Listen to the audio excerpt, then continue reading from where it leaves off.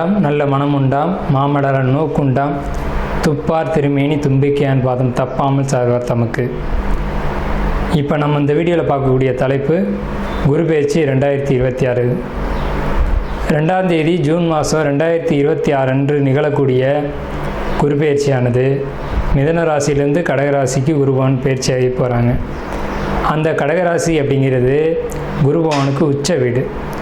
So அந்த உச்ச வீட்டுக்கு குருபவன் போகும்போது தன்னுடைய முழு வீச்சில் நன்மைகளை அனைத்து ராசிகளுக்குமே கொடுப்பார். அதில் குறிப்பிட்டு சொல்லணும் அப்படின்னா ரிஷபம், மிதுனம், கடகம், சிம்மம், துலாம், தனுசு, கும்பம், மீனம் இந்த 8 ராசிகளுக்கும் முழுமையான நற்பலன்களை அதிகப்படியாக கொடுத்துட்டு மற்ற ராசிகளை 4 ராசிகளை தீமைகளை கொடுக்க போகிறது இல்லை.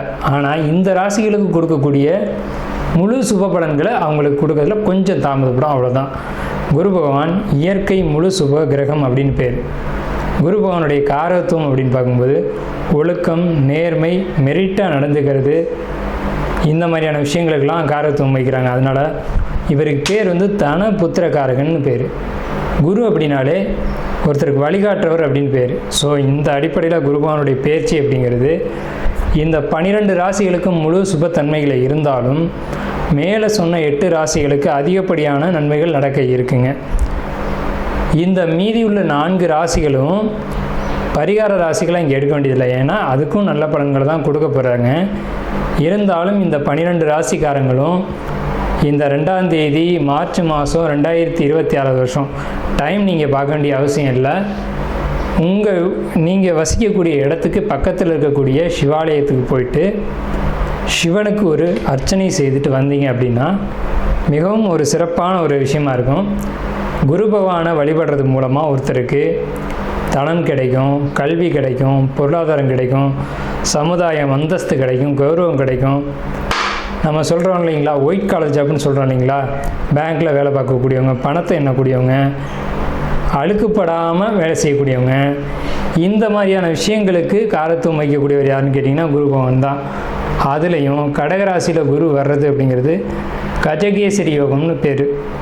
கஜகேசரி அப்படின்னா 100 யானைகள் சண்டையிட வரும்போது ஒரு சிங்கம் எதிர்த்து போட்டிட்டு அந்த 100 யானைகளையும் விரட்டி தள்ளுறது அப்படின்னு பேர். ஸோ இப்படிப்பட்ட கஜகேசரி யோகத்தில் நிகழக்கூடிய இந்த குரு பெயர்ச்சி 2026ஆம் ஆண்டு அப்படிங்கிறது 12 வருஷத்துக்கு ஒரு முறை ஒரு சிறப்பு வாய்ந்த ஒரு வருஷமாக இருக்கும். இதுக்கு பிறகு இன்னொரு 12 வருஷம் கழித்து தான் இந்த ஒரு சிறப்பான ஒரு குரு பெயர்ச்சி அப்படிங்கிறது நிகழும். ஸோ உங்களுக்கு இந்த குரு பெயர்ச்சி கடகராசிக்கு பயிற்சி ஆகுது.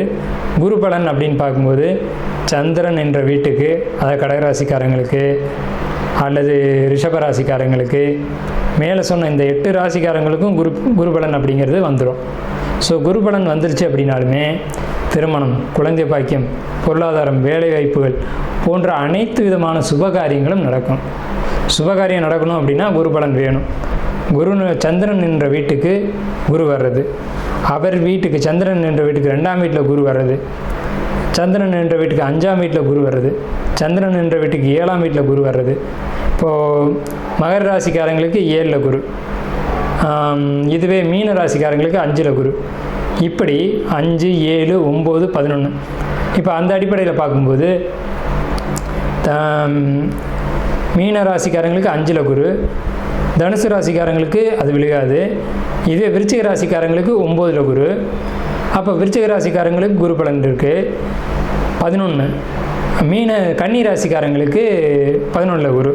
ஸோ இவங்களுக்கெல்லாம் கன்னி, கடகம், விருச்சிகம், மகரம், மீனம் இந்த ராசிக்காரங்களுக்கெல்லாம் குரு பலன் அப்படிங்கிறது நிகழ்ந்திருக்கு.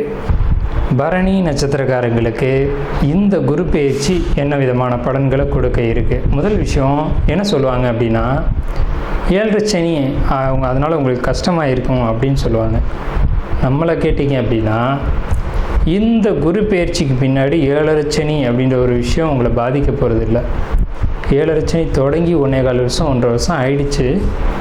அதனால் நீங்கள் பட்ட துன்பங்கள், துயரங்கள் ஏராளம். ஆனால் இப்போ இந்த வரக்கூடிய இந்த 1ஆம் தேதி 6வது மாதம், அதாவது ஜூன் மாதம் 1ஆம் தேதி திருக்கணிதப்படி வரக்கூடிய குரு பயிற்சியானது உங்கள் வாழ்க்கையில் இருக்கக்கூடிய எல்லா துன்பங்களையும் எல்லா துயரங்களையும் ஒரு முடிவுக்கு கொண்டு வரும். குறிப்பாக சொத்து பிரச்சனை, டாக்குமெண்ட் பிரச்சனை, எழுத்து பிரச்சனை, இதில் ஏற்பட்ட பிரச்சனைகள் இது எப்போ தொடங்கியிருக்கும் அப்படின்னு சரியாக நம்ம கணிச்சு பார்த்தோம் அப்படின்னம்னா, உங்களுக்கு இந்த போன மார்ச் மாதம் 2025 வருஷம் 1/3/2025 தொடங்கின பிரச்சனைகள் 1/6/2026 அன்று முடிவுக்கு வரும். ஏன்னு கேட்டிங்கன்னா, இந்த குரு பயிற்சி உங்கள் அமைப்புக்கு, உங்கள் நட்சத்திரத்திற்கு மிகப்பெரிய அமோகமான நல்ல பலன்களை கையில் வச்சுருக்கு அப்படிங்கிறது மட்டும்தான் உண்மை, நிதர்சனமான உண்மை. கௌரவம் உயரும். இது நாள் வரைக்கும் அவமானங்களை மட்டுமே நீங்கள் சந்திச்சிருப்பீங்க. இனிமேல் கௌரவம் உயரும்.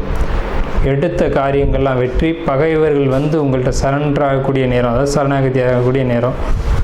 அதாவது ஊர் உறவுகள் சமுதாயம் முன்னாடி உங்களை அசிங்கப்படுத்தினவங்களே உங்கள்கிட்ட வந்து மன்னிப்பு கேட்கக்கூடிய காலகட்டம் இந்த பரணி நட்சத்திரத்திற்கு இந்த குரு பயிற்சி காலகட்டம்.